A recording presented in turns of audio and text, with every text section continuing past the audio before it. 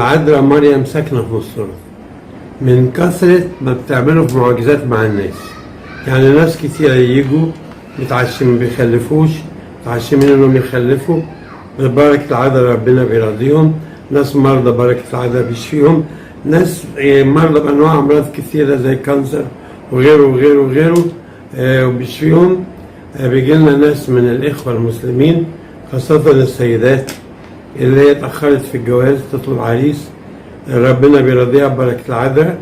مثلا متهيأ لها الكلام الساذج السطحي ده اللي معمول لها عمل، فلما بتيجي هنا بترتاح.